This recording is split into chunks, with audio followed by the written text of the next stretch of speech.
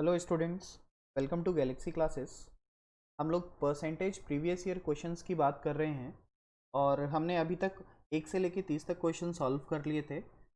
और चलिए फिर आगे स्टार्ट करते हैं। 31st क्वेश्चन कह रहा है, एक परीक्षा में 34% प्रतियोगी गणित में और 42% प्रतियोगी अंग्रेजी में असफल हो जाते हैं, मतलब फेल होने की बात कर रहा है। देखो, जब भी इस तरह का वेन डायग्राम का क्वेश्चन आएगा तो हम किस तरह लेके जाएंगे। एक बार फेल होने की बात कर रहा है और दूसरी बार पास की बात कर रहा होगा।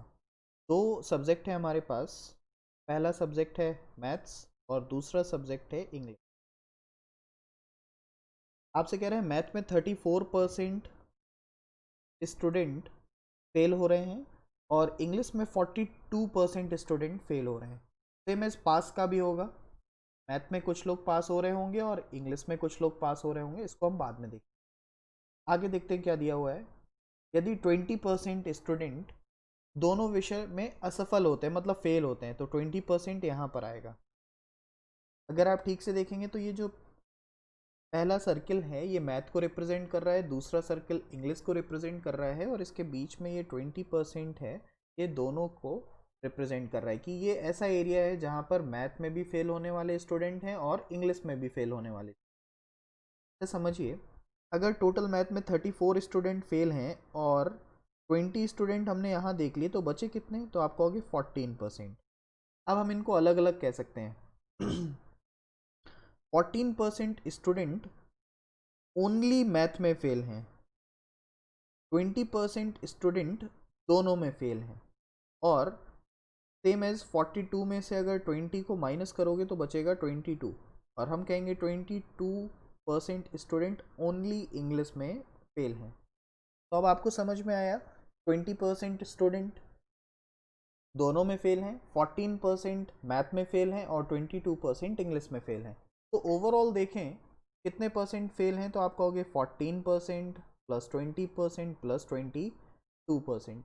ऐड करेंगे हम इसे तो आ जाएगा 56। तो आप कह सकते हो 56% स्टूडेंट ऐसे हैं जो किसी भी एक सब्जेक्ट में फेल हैं, या तो वो दोनों में फेल हैं, या तो एक में फेल हैं, या तो दूसरे में फेल।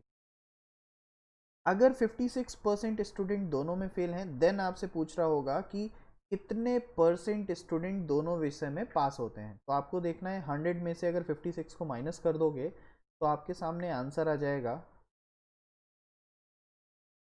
44% स्टूडेंट ऐसे होंगे जो कि दोनों विषय में पास होंगे।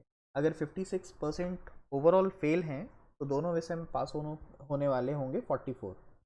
देखो, यहाँ से और भी चीज़ें निकाली जा सकती हैं। वैसे हमारा आंसर आ चुका है 44%, अभी आ गया है, पर हम बता सकते हैं कि मैथ में कितने पास होंगे और इंग्लिश में कितने पास होंगे, या केवल मैथ में कितने पास होंगे और केवल इंग्लिश में कितने पास होंगे। तो मैथ में पास होने के बारे में देखना है तो आपको यहाँ आना पड़ेगा। 34% स्टूडेंट 34% स्टूडेंट मैथ में फेल हैं, तो 100 में से अगर आप माइनस करोगे 34 को तो आपको पता चल जाएगा कि ओवरऑल 66% स्टूडेंट ऐसे हैं जो कि दोनों में मैथ में पास होंगे। इसी तरह जब आप 42 को 100 में से माइनस करेंगे तो आपको पता चलेगा इंग्लिश में 100 में से 42 जाएगा तो बचेगा यहाँ पे 58। 58% स्टूडेंट ऐसे होंगे जो इंग्लिश में पास होंगे। 66 लोग मैथ में पास हो रहे हैं, 58 इंग्लिश में पास हो रहे हैं और हमें पता है दोनों विषय में पास कितने हैं, 44। तो अब 66 माइनस 44 करोगे तो आ जाएगा 22। हम कहेंगे 22% स्टूडेंट सिर्फ मैथ में, ओनली मैथ में पास हैं।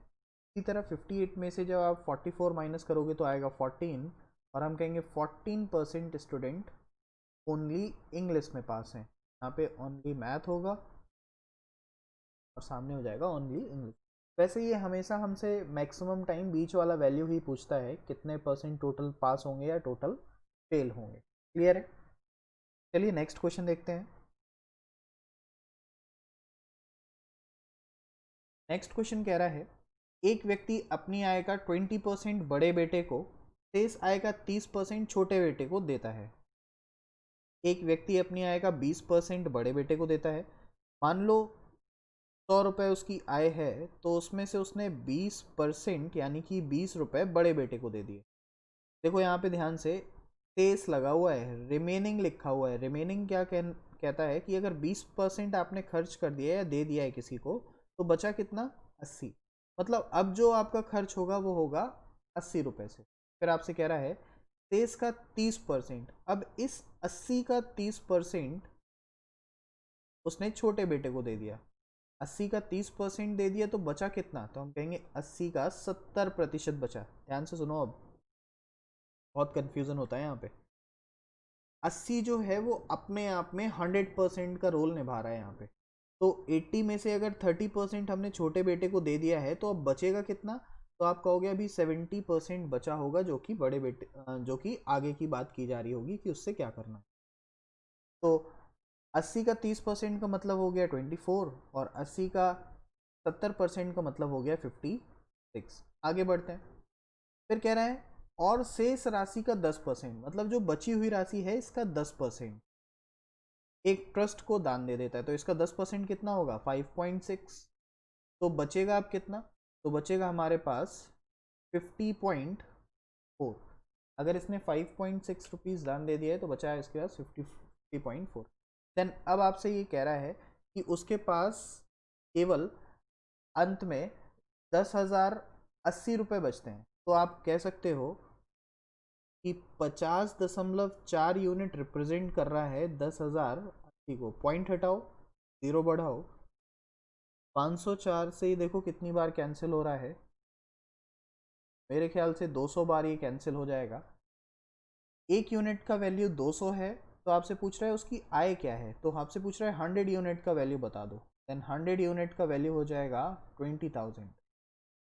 और ये हो जाएगा आपका फाइनल आंसर। 20,000 रुपये उसको मिलते होंगे और वो फिर ये सारी चीज़ें कर पा रहा होगा। नेक्स्ट क्वेश्चन पर चलते हैं। कह रहा है राम अपने वेतन का 40% भोजन पर। चलो देखो समझो, यहाँ पे बहुत इंपॉर्टेंट चीज़ है। पिछले क्वेश्चन में क्या था कि शेष लग रहा था, रिमेनिंग लग रहा था बार बार। अब इस क्वेश्चन में रिमेनिंग लगा ही नहीं है। अगर आप देखो तो कहीं पर भी नहीं लिखा हुआ है शेष। अगर ऐसा क्वेश्चन आता है जिसमें रिमेनिंग की बात नहीं की जाती है, तो हम डायरेक्टली अपने सोर्स से ही खर्च करते हैं। मतलब क्या है कि अगर 100 रुपये उसको सैलरी मिल रही है, तो उसने 40% भोजन पर खर्च कर दिया है, 20% घर के किराए पर खर्च कर दिया है, 10% मनोरंजन इंटरटेनमेंट पर खर्च कर दिया है, और 10% यातायात पर खर्च कर दिया है, ट्रेवल पर खर्च कर दिया है। अब आप देखो ओवरऑल उसने खर्च कितना किया, तो समझ में आएगा। 40, 20, 60, 10, 10, 80 खर्च कर दिया, तो बचाया कितना होगा? तो हम कहेंगे अब उसके पास सिर्फ 20% बच रहा होगा। और अब से कहा क्या जा रहा है, महीने के अंत में उसके पास कितना बचता है? 1,500 रुपये बचता है। तो अगर 20% रिप्रेजेंट कर रहा है 1,500 को, तो एक यूनिट का वैल्यू आ जाएगा 75, और 100 यूनिट का वैल्यू हो जाएगा 7500। मतलब उसकी जो मासिक वेतन होगी वो कितनी होगी? 7500। होप ये दोनों क्वेश्चन क्लियर होंगे आप। नेक्स्ट क्वेश्चन की तरफ बढ़ते हैं। एक चुनाव में दो उम्मीदवार 75% मतदाताओं ने वोट डाले, जिसमें से 2% वोट अवैध घोषित कर दिए गए। एक उम्मीदवार को 9261 वोट मिले, जो कि वैध वोटों का 75% था। चलो देखते हैं। हम हमेशा करना स्टार्ट करते हैं 100 मान के। कुल वोट है 100, जिसमें से 75% लोगों ने वोट डाले, तो हम कहेंगे 75 लोगों ने वोट डाले। फिर इसमें से 2% लोग ऐसे हैं जिनके वोट अवैध घोषित हो गए, तो 2% का मतलब हो गया 1.5। 0.75 होगा 1%, तो 2% का मतलब हो गया 1.5। 1.5 चला जाएगा तो बचेगा 73.5। अब इस 73.5 में से आपको 75% निकाल के देना है जीतने वाले को, विनर को, और हारने वाले को, लूजर को 25% दोगे। फिर से एक बार पढ़ते हैं, ध्यान से देखिए। एक चुनाव में 2 उम्मीदवार थे, 75% लोगों ने वोट डाले, तो ये आ गया 75% लोगों ने वोट डाले। 2% वोट अवैध घोषित हो गए, ये है 2% वोट अवैध घोषित हो गए, तो वैध वोट यानी कि वैलिड वोट आपके सामने होगा।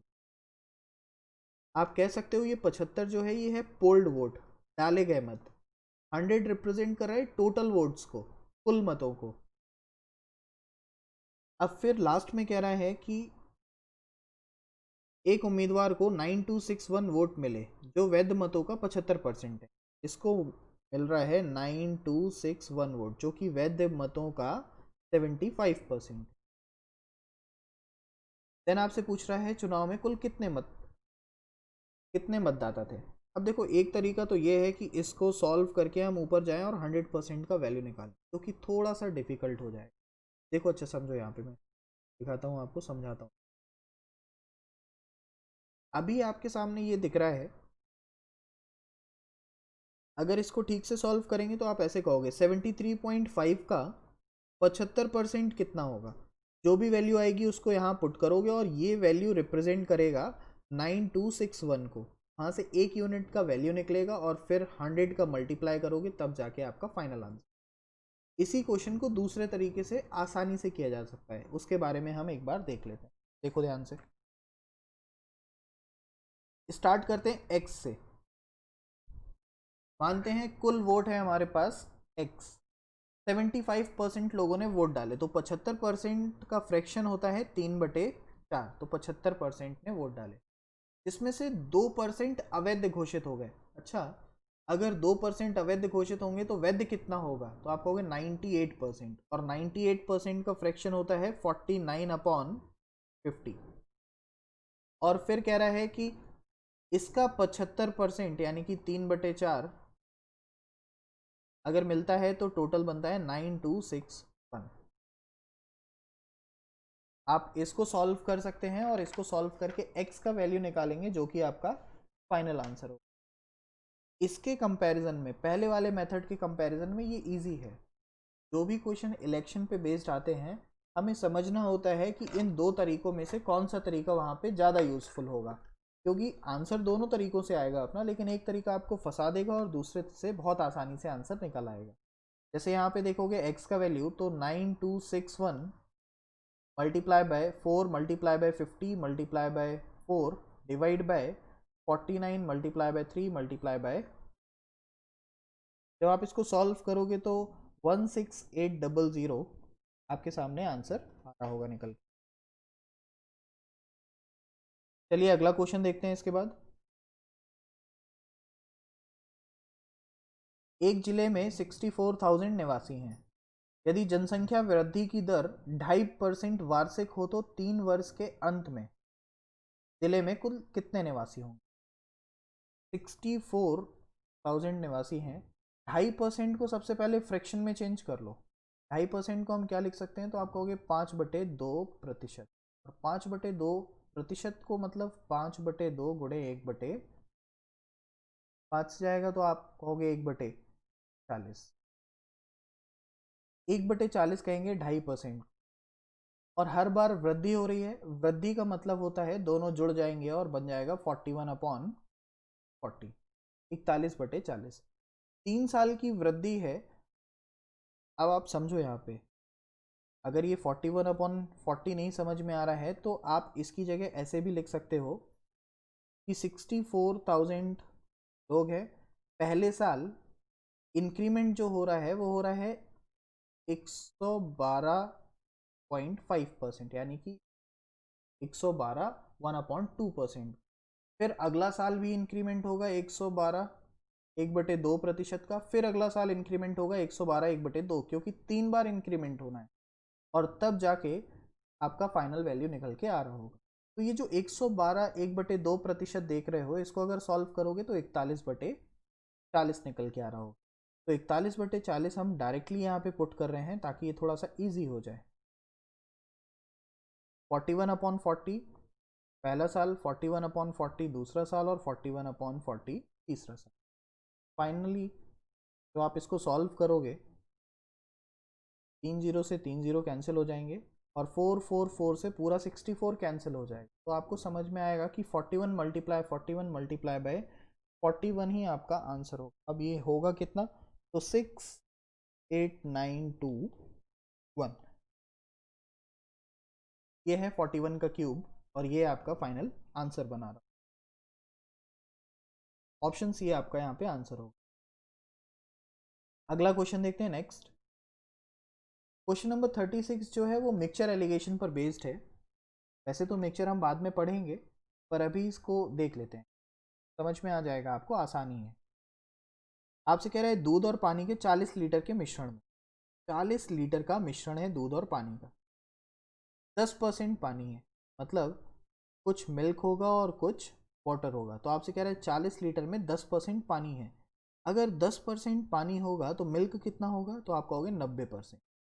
ऐसे ही रखिए, आप 40 का 10% 4 निकाल के भी रख सकते हो, लेकिन अभी उसकी ज़रूरत नहीं है, बताऊंगा आगे चल। फिर कह रहा है इस मिश्रण में कितना और पानी मिलाया जाए जिससे नए मिश्रण में, आपसे कह रहा है कितना और पानी मिला दिया जाए जिससे नए मिश्रण में पानी की मात्रा 20% हो जाए, मतलब पानी हो जाए 20, पानी 20 हो जाएगा तो दूध कितना बचेगा, तो आप कहोगे 80। ठीक है ना। ये था क्वेश्चन जो हमने यहाँ पे पुट डाउन कर।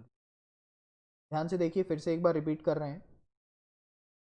दूध और पानी के मिश्रण में 40 लीटर टोटल है हमारे पास, मिल्क और वाटर का मिक्सचर है। पहली कंडीशन आपको दे रखी है कि 10% पानी है तो 90% दूध होगा। फिर दूसरी कंडीशन में आपसे कह रहा है कि कितना पानी और मिला दिया जाए जिससे पानी की मात्रा 20% हो जाए तो दूध की मात्रा अपने आप ही 80 हो जाएगी। अब आप इनको रेशियो में तोड़ सकते हैं और सेकेंड टाइम हम इनको रेशियो के फॉर्म में लिख रहे होंगे। मिल्क और वाटर 9:1 में पहले था और अब हो जाएगा 4:। हमें ऐसे समझना है कि अगर हम मिश्रण में पानी मिला रहे हैं तो शुद्ध दूध, प्योर मिल्क की जो क्वांटिटी होगी वो बराबर रहेगी। अगर दोनों मिक्सचर में प्योर मिल्क की क्वांटिटी बराबर रहेगी तो इनको बराबर करने के लिए आप ऊपर 4 से मल्टीप्लाई करोगे और नीचे 9 से मल्टीप्लाई करोगे, और रेशियो बराबर रखने के लिए आप आगे 4 से मल्टीप्लाई करोगे और यहाँ पर आगे 9 से मल्टीप्लाई करोगे। एंड फाइनली आपके पास वैल्यू बन रहा होगा 40 जो है वो मिल्क वाटर में डिवाइडेड है 36:4 और 36:9। अब सारी चीज़ें क्लियर हैं। वाटर कितना ज़्यादा मिलाया जा रहा है, तो आप कहोगे पहले 4 यूनिट वाटर था और अब 9 यूनिट हो गया है, तो कितना मिलाया गया होगा, तो आप कहोगे 5 यूनिट पानी मिलाया गया होगा। अगर हमें 1 यूनिट का वैल्यू पता चल जाए तो आप 5 यूनिट का वैल्यू आराम से बता सकते हो। 1 यूनिट का वैल्यू पता कैसे चलेगा, उसको देखो यहाँ पे। आप कह सकते हो 36 + 4 रिप्रेजेंट कर रहा है 40 लीटर को, मतलब 40 यूनिट, 36 और 4 ऊपर वाला जब जोड़ेंगे जो कि ओरिजिनल क्वांटिटी थी, 40 यूनिट रिप्रेजेंट कर रहा है 40 लीटर को, तो 1 यूनिट का मान हो जाएगा 1 लीटर, तो 5 यूनिट का मान हो जाएगा 5 लीटर। और ये आपका क्लियर है। होप अब क्लियर होगा, नहीं तो एक बार फिर से रिपीट करो और पीछे जाके फिर से देखो इसको। नेक्स्ट क्वेश्चन देखते हैं। यदि एक पंखे के कारीगर का वेतन 2/3% बढ़ा दिया जाता है, 2/3% बढ़ा दिया जाता है, तो उसे कितने रुपए अधिक मिलते हैं, 72 रुपये अधिक मिलते हैं। तो उसका मासिक वेतन कितना है, तो सीधे सीधे समझना है कि भाई 2/3% दिखा रहा है 72 को, तो 100% का वैल्यू बता दो कितना होगा। ठीक से लिखें इसको, तो 3 दूनी 6, 7, 8, 8/3% प्रेजेंट कर रहा है 72 को, तो 1% का वैल्यू हो जाएगा 72 multiply by 3 divide by 8। Cancel करोगे 8 से तो 9 बार जाएगा, 9 तिया 27 और आंसर आ जाएगा 2700। ऑप्शन सी आपका करेक्ट आंसर हो जाएगा। क्वेश्चन नंबर 38 की बात करते हैं। यदि 16 व्यक्तियों की कुल मासिक आय 80,800 है, कुल मासिक आय 16 व्यक्तियों की है 80,800, और उनमें से एक की आय औसत आय का 120 है। तो चलो देखते हैं। 16 मैन जो हैं उनका मासिक आय, मंथली आय जो है उनका वो है 80,800। तो एक मैन का मंथली आय कितना होगा, तो आप कहोगे 80,800 डिवाइड बाय 16। अगर एक व्यक्ति का मासिक आय 80,800 डिवाइड बाय 16 है तो आपसे कह रहा है औसत आय का 120%। 120% आप इसका निकालो। सॉल्व करते हैं। डबल जीरो से डबल जीरो कैंसिल हो जाएगा हमारे सामने। 16 से कैंसिल होगा ये, 16 से इसको नहीं डायरेक्ट कैंसिल करते हैं। 3 बार गया ये, 4 बार जाएगा, 4 से कैंसिल होगा, 202 बार। फाइनली हो जाएगा 202 मल्टीप्लाई बाय 30। तो आंसर आ जाएगा 6060। ऑप्शन बी हमारे सामने फाइनल आंसर बना दे। नेक्स्ट क्वेश्चन की तरफ बढ़ते हैं। अगला क्वेश्चन देख लेते हैं। कह रहा है एक मकड़ी एक घंटे में 62 1/2% ऊंचाई तक चढ़ती है किसी पोल पर, तथा अगले घंटे शेष ऊंचाई का 12.5% चढ़ जाती। तो अगर आपको ये पता होगा ना कि 62 1/2% को 5/8 लिखते हैं तो काफ़ी आसान होने वाला है कैलकुलेशन, और 12.5% को लिखते हैं 1/8। यदि पोल की ऊंचाई 192 है तो दूसरे घंटे में उसके द्वारा चढ़ी गई ऊंचाई ज्ञात करो। तो चलो देखते हैं। अगर 192 मीटर ऊंचा पोल है और पहले घंटे में 62 1/2 चढ़ती है, तो हम कहेंगे 62 1/2% निकालो इसका, तो 192 मल्टीप्लाई बाय 5/8 हो जाएगा। 8 से कैंसिल करेंगे इसको, 2 बार जाएगा और 4 बार जाएगा। 24 मल्टीप्लाई बाय 5 दैट इज़ 120। तो आपसे कहेगा कि 192 में से 120 तो वो पहले घंटे में ही चढ़ गया, फिर बचा कितना। देन शेष अगर लगाया गया है यहाँ पे शेष ऊंचाई का, तो हम फिर इसमें से रिमेनिंग निकालेंगे कितना बचा। 192 में से 120 जाएगा तो हमारे पास बचेगा 72। अब 72 अगले घंटे में चढ़ती है वो 12.5, तो 72 का 12.5% बताओ। तो 72 मल्टीप्लाई बाय 1/8 तो निकल के आ जाएगा 9। मतलब अगले घंटे वो 9 मीटर ऊपर चढ़ रही होगी, जो कि आपसे पूछा जा रहा है कि दूसरे घंटे कितने मीटर चढ़ रही होगी, तो आ जाएगा 9।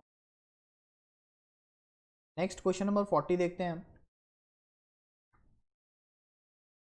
देखिए लिखा हुआ है ए का 30% बराबर है बी का 0.25। 0.25 को ठीक से लिखेंगे तो 25/100। पॉइंट जो लगाइए मल्टीप्लिकेशन का साइन है, 25/100 लिख सकते हैं। और सी का 1/5। अगर 1/5 को ठीक से देखोगे तो 1/5 होता है 20%, और कुछ इस तरह आपके सामने आ जाए। 100 100 100 तीनों कैंसिल हो जाएंगे। 5 से कैंसिल करोगे तो 6 5 और 4। आप लिख सकते हो 6a equal to 5b equal to 4c। समझो ध्यान से, जब भी इस तरह का कोई वैल्यू 3 लिख के आ जाए और आपसे पर्स रेशियो पूछ रहा हो ए बी सी का कितना होगा, देखो ए का जो वैल्यू होगा यहाँ पे वो बी और सी के कोफिशिएंट का मल्टीप्लिकेशन होगा। 5 और 4 गुणा करोगे तो आ जाएगा 20। बी का जो मान होगा वो ए और सी के मल्टीप्लाई के बराबर होगा, 6 और 4 24। और सी का मान होगा तो 5 6 30। ये होंगे इनका ratio. A ratio B ratio C की बात करोगे तो 20:24:30 लिखते हैं। आप चाहो तो इनको और कैंसिल कर लो, 2 से कैंसिल करोगे तो 10 12 और 15। ये आपको फाइनल आंसर आपका दिखा देगा। ठीक है, तो ये है एक आप समझ सकते हो ट्रिक है अपना आंसर निकालने का। अगर डायरेक्ट 3 4 5 कितने भी वैल्यू दिए गए हों इक्वल टू में और आपसे रेशियो पूछ रहा हो उनका, तो आप इस माध्यम से निकाल सकते हो। जिसका पूछ रहा है उसको छोड़ के बचे हुए सबको मल्टीप्लाई कर दो। बेसिक तरीका भी है जो कि हम रेशियो प्रोपोर्शन में देखेंगे, अभी तो सीट सॉल्व कर रहे हैं तो डायरेक्ट ही जा। चलिए फिर अगला क्वेश्चन देखते हैं। ओके, क्वेश्चन 41 देखते हैं। क्वेश्चन नंबर 41 कह रहा है एक संख्या को जब 25% घटा दिया जाता है तो वह संख्या 225 हो जाती है। तो देखिए, मान लेते हैं कोई संख्या होगी 100, इसको 25% कम कर दिया जाता है तो वो संख्या 225 हो जाती है। अब 100 को घटाएंगे तो 75 आएगा, लेकिन 75 यूनिट रिप्रेजेंट किसे कर रहा है, तो हम कहेंगे 225 को। फिर आगे कह रहा है इस संख्या में कितने प्रतिशत की वृद्धि की जाए कि वह 375 हो जाए। तो पहले ओरिजिनल वैल्यू निकालते हैं। 75% अगर 225 को रिप्रेजेंट कर रहा है तो एक यूनिट की वैल्यू हो गई 3, तो 100 यूनिट का वैल्यू हो जाएगा 300। अब आपसे कह रहा है 300 में कितने की वृद्धि की जाए कि ये 375 हो जाए। तो इंक्रीमेंट कितने का हो रहा है, 75 का, किस पे, 300 पे मल्टीप्लाई बाय 100। सॉल्व करेंगे इसको तो आंसर निकल के आ जाएगा 25%। 25% की अगर वृद्धि की जाएगी तो अब संख्या 375 के पास पहुंच जाएगी। नेक्स्ट क्वेश्चन देखते हैं इसका। कह रहा है एक मजदूर की मजदूरी में 20% की कटौती कर दी गई, 20% की कटौती की गई है, जिसका मतलब होता है 1/5। उसे पहले के बराबर मजदूरी मिले उसके लिए कितने प्रतिशत की वृद्धि करनी पड़ेगी। हम जानते हैं वृद्धि करने का मतलब है कि एक स्टेप ऊपर चले जाओ, तो 20% के ऊपर कितना लिखा होता है, 25%, और हमारा आंसर हो जाएगा 25%। नेक्स्ट क्वेश्चन देखते हैं। क्वेश्चन नंबर 43 कह रहा है किसी कंपनी में मजदूरों की संख्या 25% बढ़ा दी गई है। लेबर है जिनकी संख्या में 25% की वृद्धि कर दी गई। फिर कह रहा है प्रति व्यक्ति आय, उनकी जो सैलरी है उसमें 25% की कमी कर दी गई है। तो labour multiply by salary equal to होता है एक्सपेंडिचर, खर्च। आपसे कह रहा है मजदूरों की संख्या 25% बढ़ा दी गई है, 25% का मतलब है 1/4, और बढ़ाने का मतलब है कि हो गया है 5/4। मतलब पहले अगर संख्या 4 होगी तो अब 5 हो जाएगी, पहले 4 मजदूर काम कर रहे होंगे तो अब 5 मजदूर काम कर। लेकिन सैलरी की बात करें तो सैलरी में 25% की कमी कर दी गई है। 25% कमी का मतलब कितना, 25% का मतलब तो 1/4, लेकिन कमी का मतलब तो आपस में घटा दिया जाएगा, दैट इज 3/4। मतलब पहले अगर सैलरी 4 रुपये मिल रही होगी तो अब कितना मिल रही होगी, 3 रुपये। मल्टीप्लाई करते हैं, देखते हैं पूरा खर्च कितना हो रहा है। तो पहले खर्च हो रहा था 16 रुपये और अब खर्च हो रहा है 15 रुपये। देखते हैं आगे पढ़ते हैं क्या पूछ रहा है ये। लिखा हुआ है मजदूरी में x% की गिरावट होती है, एक्सपेंडिचर में x% की गिरावट होती है, तो x का मान ज्ञात करो। तो हमें दिख रहा है कितने की गिरावट हुई है, एक की गिरावट हुई है 16 पे गुड़े 100। सॉल्व करोगे तो आएगा 25/4%। 25/4% जो है वो x का मान यहाँ पे निकल के आ रहा होगा। नेक्स्ट क्वेश्चन की तरफ चलते हैं। ये अच्छा क्वेश्चन है, देखिए जरा। कह रहा है किसी वस्तु के मूल्य में R% की वृद्धि कर दी जाए। मान लेते हैं कोई वस्तु है x रुपए की, इसमें R% की वृद्धि कर रहे हैं, और वृद्धि करने में क्या होता है, 100 plus R divide by R% की वृद्धि कर रहे हैं। तो R% 10% की वृद्धि करते तो लिखते 110%, 20 की करते तो लिखते 120%। इसी तरह अगर R% की वृद्धि कर रहे हैं तो हम लिखेंगे 100 प्लस R%।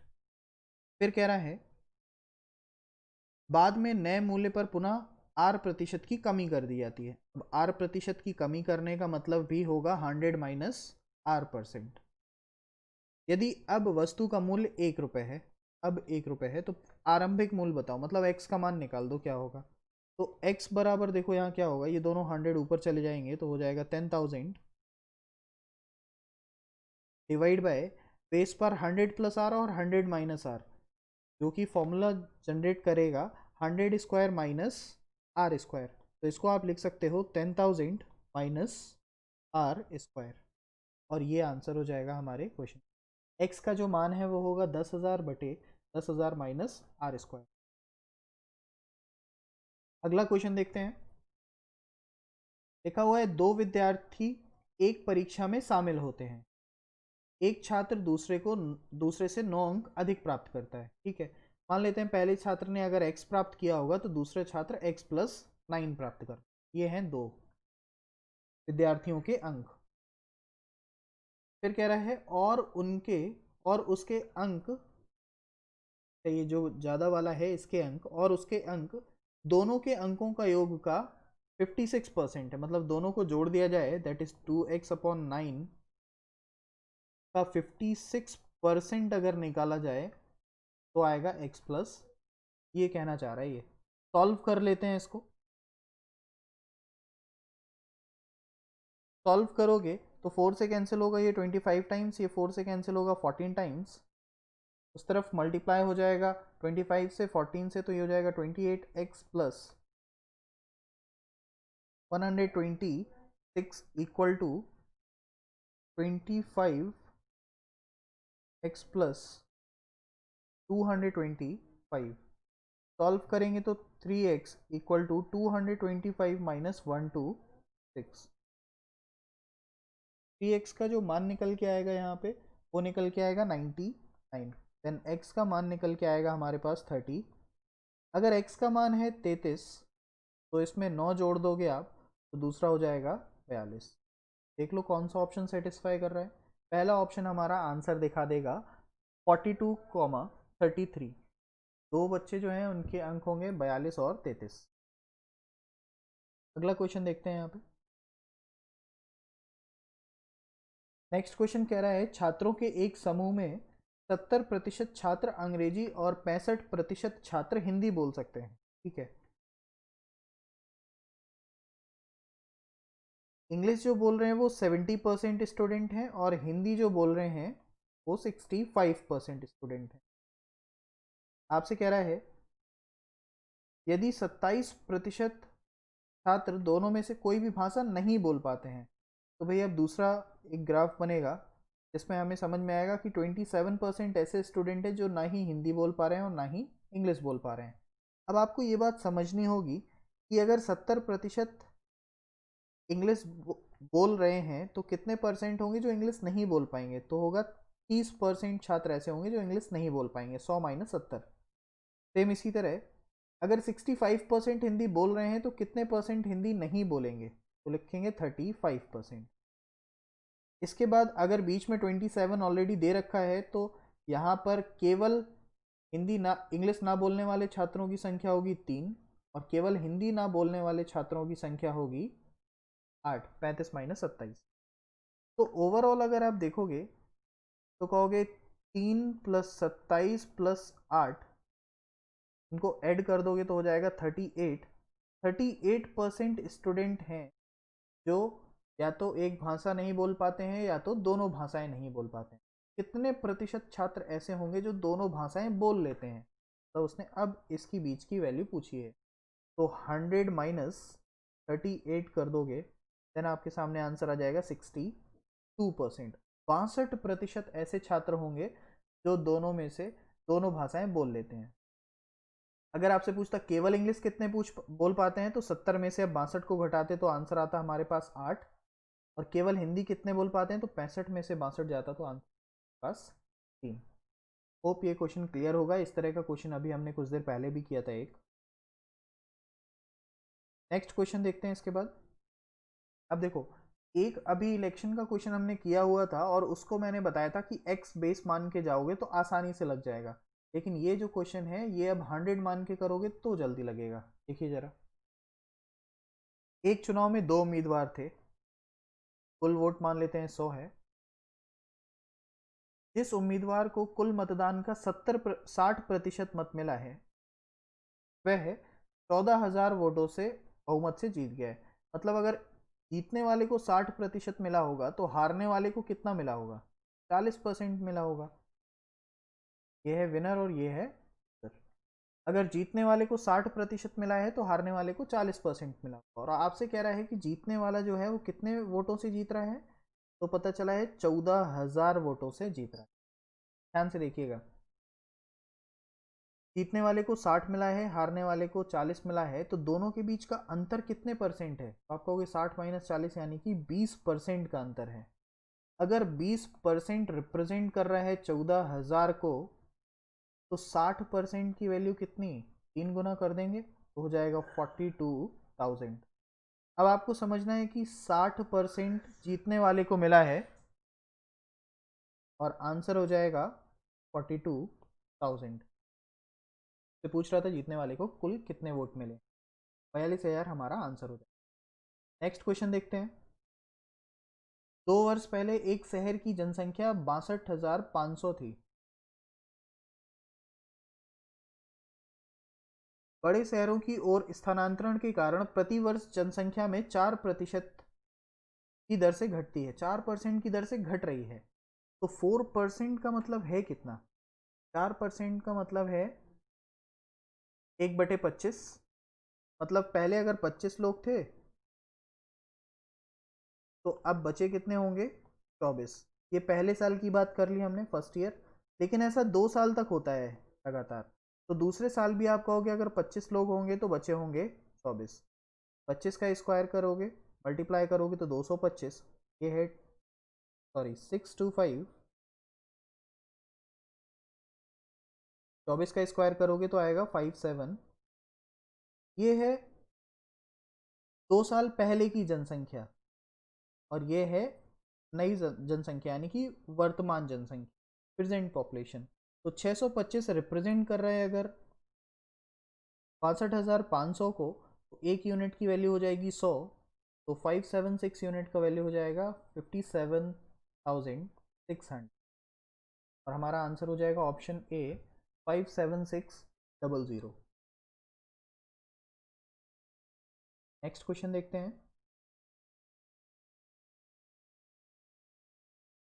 अगला क्वेश्चन कह रहा है 50 लीटर ग्लिसरीन के एक सैंपल में 20% मिलावट है, 20% की मिलावट है। इस तरह का अभी मिक्सचर एलिगेशन का क्वेश्चन एक देखा था, बिल्कुल बेसिक से, बिल्कुल सेम वैसा ही है। ध्यान से देखिए, 20% का मिलावट का मतलब है प्योर और अनप्योर की बात कर रहे हैं हम। 20% मिलावट का मतलब है कि 80% शुद्ध होगा। ठीक है, फिर कह रहा है कितना शुद्ध ग्लिसरीन सैंपल इसमें मिलाया जाए कि मिलावट का स्तर 5% रह जाए। मतलब जो अनप्योर है वो 5% रह जाए, बचा हुआ हो जाए कि 5%। पहले तो हमने क्वेश्चन से देख के परसेंटेज की वैल्यूज लिख ली। अब हमें इसको रेशियो में लेके जाना है। ये 1 और 4 होगा, ये 1 और 19 होगा। देखते हैं, 50 लीटर प्योर और अनप्योर 4:1 दिखा रहा है पहले, और फिर इसको होना है 19:1।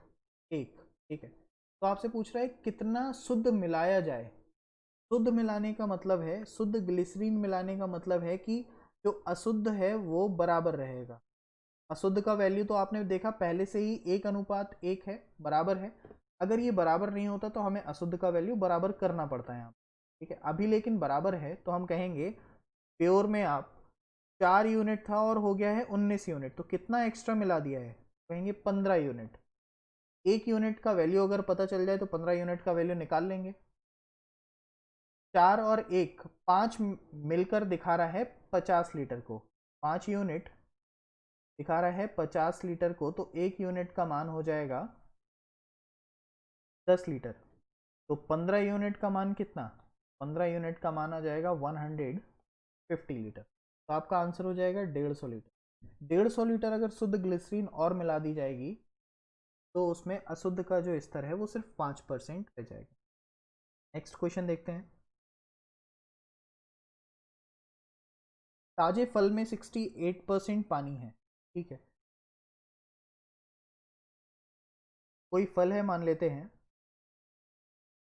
फल में दो चीज़ें होती हैं, एक होता है उसका गूदा और दूसरा होता है पानी। तो हम कहते हैं पल्प, पल्प और वाटर।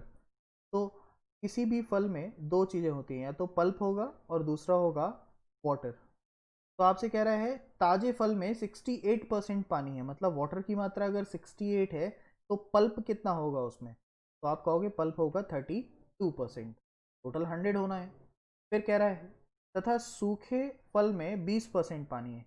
अगर सूखा फल होगा तो पानी है 20, इसमें पल्प कितना होगा? होगा 80%। क्लियर है? रेशियो में तोड़ लेते हैं इनको, फिर समझ में आ जाएंगी बातें। जैसे ही आपने इनको रेशियो में तोड़ा, 4 से कैंसिल हो रहा है, 4 से ये 8 टाइम जाएगा और 4 से ये जा रहा है 17 बार। ये आ जाएगा 4:1। तो हम लिखेंगे पल्प और वाटर, पहले है 8:17 और दूसरा है 4:1। प्लीज़ थोड़ा ध्यान से समझ।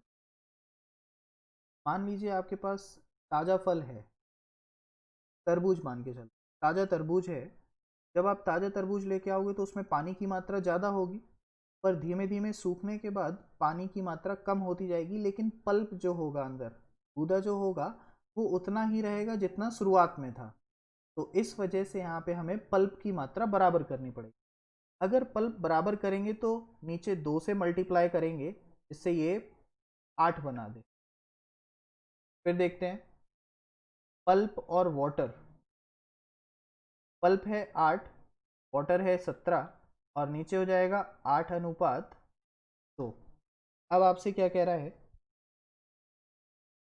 अगर ताज़ा फल 100 लीटर का है, 100 किलोग्राम का है सॉरी, तो 17 + 8 25 यूनिट दिखा रहा है 100 किलोग्राम को। तो सूखा फल कितने का होगा? 25 यूनिट 100 को दिखा रहा है, तो आप समझोगे 1 यूनिट का वैल्यू निकल के आया हमारे पास 4। तो सूखा फल है अभी हमारे पास कितना, तो 10 यूनिट। तो 10 यूनिट का वैल्यू हो जाएगा 40 किलोग्राम। 1 यूनिट का वैल्यू है 4, तो 10 यूनिट का वैल्यू हो जाएगा 40 किलो।